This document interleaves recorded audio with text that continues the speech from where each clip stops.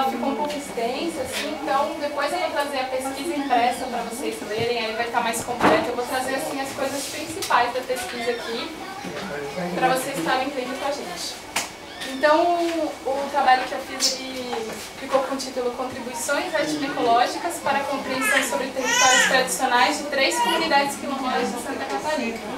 Então, naquela entrevista que a gente conversava, eu fiquei mais focada nas plantas que vocês citaram, como conhecidas e usadas, e aquelas perguntas que eu fazia onde que começa o território, o que o território representa para vocês, né? Depois aqueles mapas que a gente fez, que vocês mostraram onde que era o território, onde que eram as roças, as matas que vocês usavam, tá?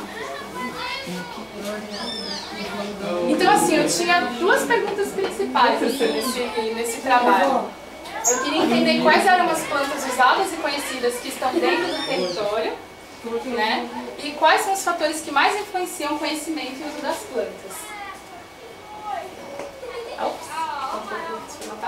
Mas enfim, como a gente falou, então a gente fez as entrevistas, a gente coletou as plantas, que identificar seria assim, a gente vê um nome que é como se no mundo todo a planta tivesse aquele nome, né? A gente leva para especialistas verem as plantas, e a gente viu esses nomes e quais plantas que estão presentes nos quintais de vocês, então, que foi aquela parte que eu voltei depois, que ia planta por planta, quintal por quintal, plantinha que vocês tinham. Então essa parte a Kênia já falou, né, que a gente estudou 3 comunidades que tinham um grau diferente de urbanização. Então aqui é uma comunidade intermediária quanto ao grau de urbanização, a aldeia é a mais urbanizada e o Morro do Fortunato a mais rural. Então eu vou trazer alguns resultados bem rapidinho, porque nos resultados parciais vocês já viram isso daqui, né? Mas mais para vocês lembrarem um pouquinho, né? Então, como a Kênia falou, foram 184 entrevistas no total. Aqui na comunidade de Santa Cruz foram 56, né? Em todas as comunidades, a maioria das pessoas que a gente conversou são mulheres, né? A idade média aqui na Santa Cruz é principalmente de 18 a 41 anos. A escolaridade em todas as comunidades é principalmente o ensino fundamental, tanto completo quanto incompleto. E a ocupação de vocês atualmente é principalmente em trabalhos urbanos, sendo que antigamente era um pouquinho mais em trabalhos de agricultura, pesca, pecuária, né? E a religião em todas as comunidades é principalmente a católica. Então, assim, as informações foram bem parecidas para todas as comunidades nesse sentido, né? Então, ao total no trabalho, só mostrando que esse é um trabalho aqui da Júlia também, que ela está contribuindo com as ilustrações dos trabalhos que a gente vai estar trazendo para vocês, né? Então, das plantas que a gente perguntou para vocês, ao total, juntando aqui na aldeia, no Fortunato, foram 2.921 plantas, 21 citações que vocês falaram, né? Isso depois, quando a gente levou esse material para o laboratório, viu as espécies, a gente viu que totalizava 322 espécies. Então, olha como esse conhecimento é vasto, né? Como vocês sabem coisas, assim. Então, a comunidade Toca falou 144 espécies e, para nossa surpresa, né, que nem a gente comentou da última vez, a comunidade mais urbanizada, ela conhece bastante planta também, né? Que a gente imaginava a comunidade rural, ela vai conhecer mais planta, mas a gente viu que eles conhecem bastante planta também, eles citaram 236 plantas lá na aldeia, que é a comunidade mais urbanizada.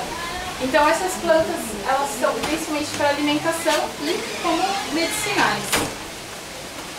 Então aqui na comunidade de Santa Cruz, as plantas mais citadas foram a mandioca, a banana, a couve, o alface e a laranja. Sendo que a mandioca foi a planta mais citada por todas as comunidades. E a banana, a laranja e a couve também foram citadas, bem citadas em outras, né? Então, assim, uma coisa que a gente viu é que tinha diferença entre o número de plantas que vocês citaram, né? E o que a gente achou curioso, que a gente falou da outra vez, é que a comunidade mais urbana foi a que citou mais plantas. Então a gente começou a se interessar o que estava contribuindo para que essa comunidade, mesmo sendo mais urbanizada, conhecesse tanta planta, né? Isso é uma coisa curiosa, assim, né? A gente tentar compreender. Então, quanto às espécies de plantas que vocês têm aqui, a maioria das espécies são medicinais e alimentícias. E também plantas usadas para artesanato e para construção e ornamentais, né? Que são essas plantas que vocês falam que são de bonito, né? Ô, Júlia, por que aqui tem então todos o retrato dos neguinhos do quilombo lá e por que dos nossos neguinhos daqui não tem? Quem então, tem nossos neguinhos daqui que não pode estar aqui? Eu mandei fotos de todos, mas eu fui eu que escolhi as fotos que ficaram no final, Natalina. Eu mandei fotos eu mandei assim, eles pediram, por exemplo, 6 fotos, eu mandei 2 fotos de cada comunidade. E aí eles, não lembro quantas foram de cada comunidade, eles que selecionaram, assim. Esse foi uma coisa que faltou a foto. Mas o seu é a única comunidade que tem um quadrinho falando dos breves, né? Mas mesmo assim. As comunidades não tiveram um quadrinho próprio. Mas mesmo assim, nada a ver. Então essa parte foi enfim, né? Eu que escolhi como editar a revista. Porque lá dentro eles já contentaram nós com quadrinho e a foto não fui eu que controlei. Então não botasse, não dissesse nada do nosso, deixasse nada com o Ai, Natalina! Tem pouca saúde, mas vale nenhuma, sabia? Eu achei interessante colocar os pouca saúde, mas vale nenhuma. Eu achei muito interessante falar nenhuma outra comunidade usar breve, a não ser aqui. Eu achei super importante colocar. Não. Então, as plantas elas são vestidas principalmente pelo cultivo, né? Olha só. Olha ali você, Natalina. Olha ali, ó. Reclamando, mas olha lá. Então, as plantas elas são principalmente cultivadas por vocês, né? Depois elas são coletadas, extraídas e depois obtidas nos mercados. E a maioria das plantas, então, como elas são cultivadas, elas são exóticas. Então, elas, assim, naturalmente, elas não aconteceriam aqui no Brasil, né? Elas não apareceriam aqui. Então, onde que vocês conseguem essas plantas principalmente, né? Então, a gente viu que tem 3 lugares principais, né? Nos quintais próprios, nos quintais de parentes e vizinhos e nos mercados. E alguns outros locais com uma representatividade um pouco menor. Seguinte, planta das contas aí pra ver. Seu malinho. Aí, então... Quando eu digo assim, nega então a gente buscou entender um pouco mais a relação de... mais uma vez, tá vendo, Natalina? Olha ali, ó. Na dissertação tem também. Então a gente buscou conhecer um pouco mais a relação de vocês com o território, com o gráfico histórico, né? Em que todas as comunidades falaram pra gente que a área de cultivo diminuiu. Que era uma coisa que vocês faziam mais antigamente, que a gente já tem diminuído, né? E a área nativa aqui também diminuiu, por uma maior exploração na região, né?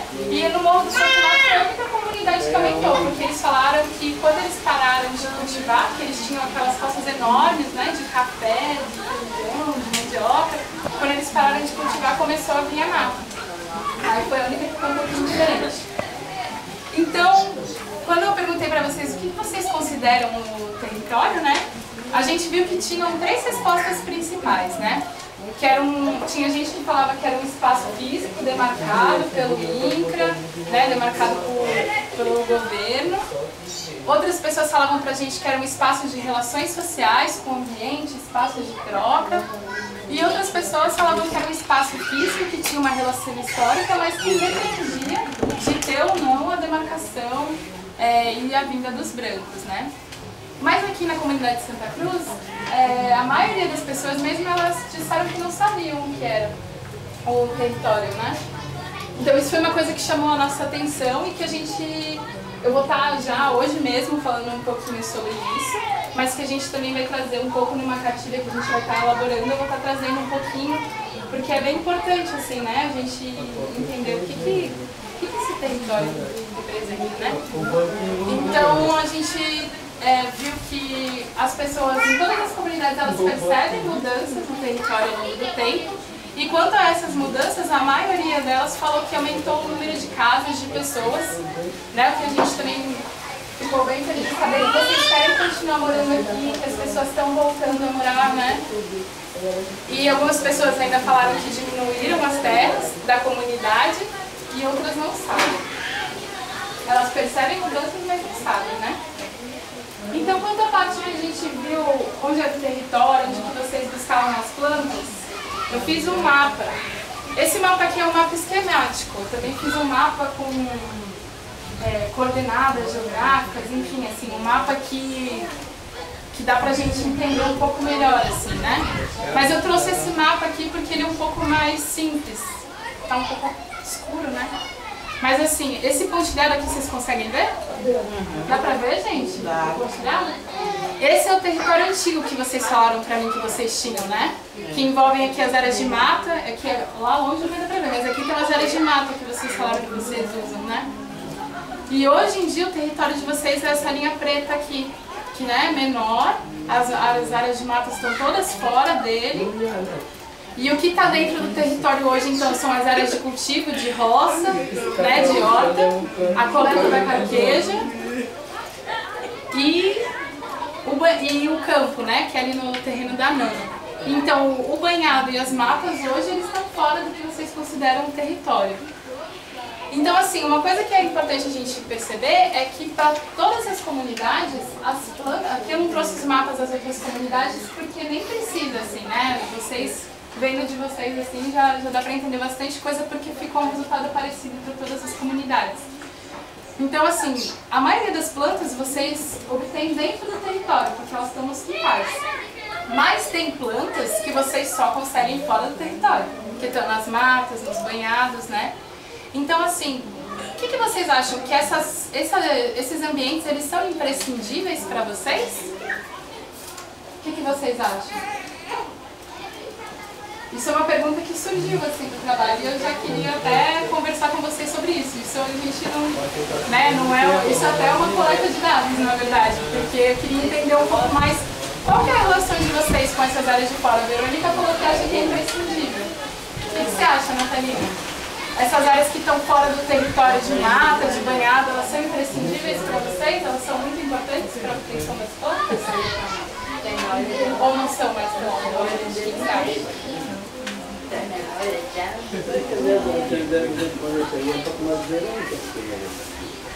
É ela que usa mais? Aquela área ali, para nós aqui é imprescindível, porque está fora, né? O que você acha? É onde nós pretos não estamos ocupando, é isso? Não. É porque assim, aqui está fora do território, mas pode ser importante para vocês. É importante. É isso que eu quero entender, se é imprescindível ou se é uma área que já não tem tanta importância. Não, mas é bastante importante, né? E essa daqui do banhado é aqui atrás na tua casa, né, Verônica? É. Também, né? Então, assim, quanto à segunda parte da pesquisa, então, como os quintais eram tão importantes, né, a gente viu que os quintais eram muito importantes, a gente buscou ver até que ponto que quando vocês têm mais plantas nos quintais, vocês conhecem e usam mais plantas, né? Então, a primeira coisa que a gente viu, ó, a Verônica chamou de... Era pepino, né? Não, esfregão? Esfregão? Era pepino, né? Você falou pepino. Tem ali ainda. Então. Então, aqui na comunidade Toca, como nas outras comunidades, os quintais eles têm um tamanho principalmente pequeno, mas na comunidade aldeia tem mais terreno grande e médio, né? Então, a comunidade Toca e a comunidade do Fortunato tem um terreno, um quintal um pouquinho melhor. Tá vendo só quanta foto de vocês? Não tá lindo. Tá. Aí aqui o número de espécies que vocês têm nos quintais, então. A gente observou 161 espécies nos quintais aqui da comunidade. E assim, na comunidade aldeia, as plantas são principalmente para alimentação, que elas têm nos quintais, né? Já no Fortunato, principalmente planta ornamental. E na comunidade de Santa Cruz, então, é uma mistura, né? Tem tanto plantas espontâneas, assim, tipo o picão, que vocês citaram também, ou, por exemplo, as gramas. E tem bastante também banana e goiaba. Claro que tem, assim, uma lista grande de espécies, mas eu trouxe só 5 mais, assim, né? Então, assim, quanto às plantas que têm maior quantidade nos quintais, né? Na época que eu vim aqui, em janeiro de 2014, né? Tinha bastante cana nos quintais. A Nana tinha uma roça grande também, né? Que hoje a gente tem o pasto. Banana, tinha bastante cordão de São Francisco, tinha mandioca. Tem muito aqui na comunidade também, aquela comida que ninguém pode, né? Vocês gostam de ter aqui nos quintais, né? Que vocês falam que protege, né? E outras plantas ornamentais, assim. Então, respondendo essa pergunta, né? Tem relação entre as plantas conhecidas e usadas e as plantas que vocês têm nos quintais? Então, assim, tem esse gráfico aqui, mas esses, né? Mas o mais importante da gente ver, o que ele está mostrando aqui? Esse preto, a linha preta é a comunidade aldeia, a comunidade Fortunato é a linha vermelha e a comunidade Toca é a linha verde. O que a gente vê aqui é a comunidade Morro do Fortunato e a Toca, elas estão bem próximas, né? Em todos os gráficos. E a comunidade aldeia está um pouco diferente. Então, o que a gente viu é que para a aldeia, essa pergunta, a resposta dela era sim, que tem essa relação entre o conhecimento e o uso das plantas com o que elas têm disponíveis nos quintais. Mas para a comunidade Morro do Fortunato e Santa Cruz, isso não era tão representativo. Então a gente ficou com uma dúvida assim, mas então o que influencia mais o conhecimento e o uso das plantas pelas pessoas, né? Pensando que elas têm interesse em continuar isso ao longo do tempo. Então a gente fez um outro teste, né? Em que assim, a gente pegou as características que os estudos mais mostram, né, como influentes no conhecimento, como por exemplo, se é homem ou se é mulher, a idade que a pessoa tem, porque tem estudo que fala que as pessoas mais velhas conhecem mais, se ela trabalha com agricultura ou se ela já trabalhou em algum momento da vida, se o quintal dela é grande ou não, e por último, as plantas que elas têm nos quintais. Então, a gente viu que esse modelo, ele respondia, ele falava assim, isso tudo aqui responde o que elas conhecem e usam, né, de plantas. Só que era uma coisa que misturava muita coisa, né? Então esse resultado ele também falava pra gente que a pessoa trabalhar com agricultura ou ter trabalhado era a coisa dentro do que a gente tinha perguntado que menos influenciava. Aí a gente pegou, fez esse teste de novo. E aí o que ele falou pra gente é que tirando a agricultura, continuava respondendo o sexo, a idade, o tamanho dos quintais e a riqueza de plantas. E que o tamanho dos quintais era o que menos influenciava. Então a gente tirou o tamanho dos quintais. Aí ficou o sexo, a idade e a riqueza das plantas, que continuava respondendo. E o sexo era o que menos influenciava. Aí a gente tirou e continuava respondendo a idade e a riqueza das plantas. E quando a gente tirou a riqueza das plantas, que era o que menos influenciava desses dois, não respondia mais o conhecimento e o uso das plantas. Ou seja, a combinação das pessoas serem mais velhas e elas terem bastante planta nos quintais é a combinação de dados que mais colabora para que elas conheçam e usam bastante plantas. Né? Deu para entender? Deu? Deu para entender? Então, com isso a gente percebe que é bem importante a gente discutir com vocês uma coisinha que eu vou começar hoje, que é o que o território da comunidade quilombola então ele representa, né? A gente percebe que esse saber de vocês é extenso e é notável, né? E que existe uma importância muito grande da comunidade em identificar que essa obtenção das plantas, ela vai além do que vocês consideram como território. Aí eu coloquei aqui a importância de saber quais dessas áreas são imprescindíveis, então é bom saber que tanto as áreas de mata como do banhado para vocês é imprescindível, né? Porque isso é uma coisa bem importante, assim, também. Às vezes ela tá fora, mas já não tem tanta importância, né? E também de vocês se conhecerem, né?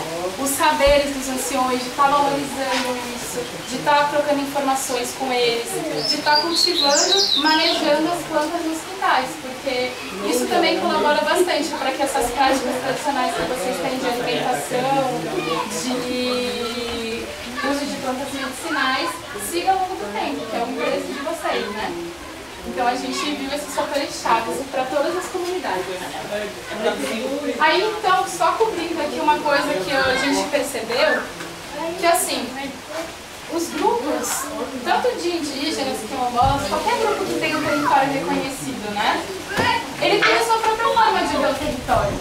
Então, tudo que vocês falaram pra gente que o território representa, tá certo, né? Ele representa um ambiente de troca, um ambiente de interação social, um ambiente que pode ser reconhecido ou que, mesmo que não tenha reconhecimento, ele é um território, né?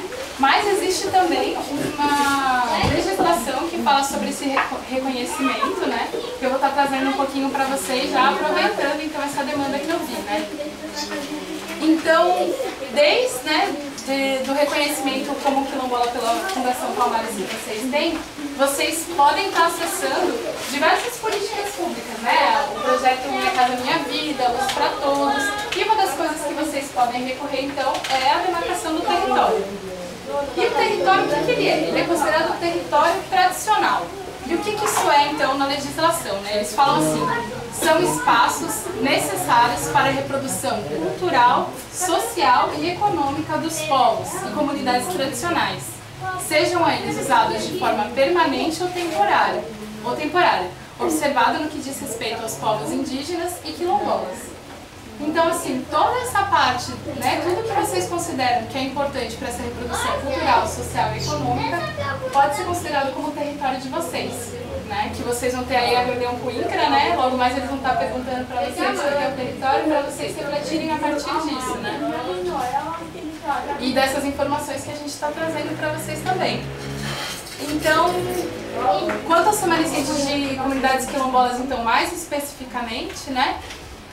Que eles estejam ocupando as terras, começou a ser reconhecida essa propriedade definitiva a partir de 1988. E existem artigos, né, de 2013 que consideram essas terras patrimônio histórico-cultural. Então, a partir disso, essas terras elas não podem ser vendidas, mas vocês têm um direito de uso delas, e inclusive é feito um trabalho interministerial para elaborar a gestão territorial ambiental dessas comunidades, né? Então, assim, vocês vão ter um plano de uso aqui da comunidade a partir disso, né? Então, como isso também é interessante, porque vai pensar um pouco no como a comunidade está crescendo, no como, querendo ou não, vem gente para cá branca, né? Vocês têm interesse de usar as plantas ainda, a importância dos quintais para isso. Então a gente tem que, como essas plantas que vocês coletam nas matas são importantes, né? Pensa em como tornar tudo isso viável diante de tudo isso que está acontecendo aí fora, né? Todas as pressões que vocês sofrem.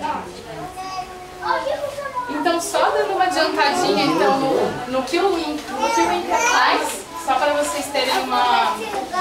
Porque também foi uma coisa que mostrou que não é muito clara para vocês, né? Como que é feita essa questão da demarcação de território de forma geral aqui na comunidade.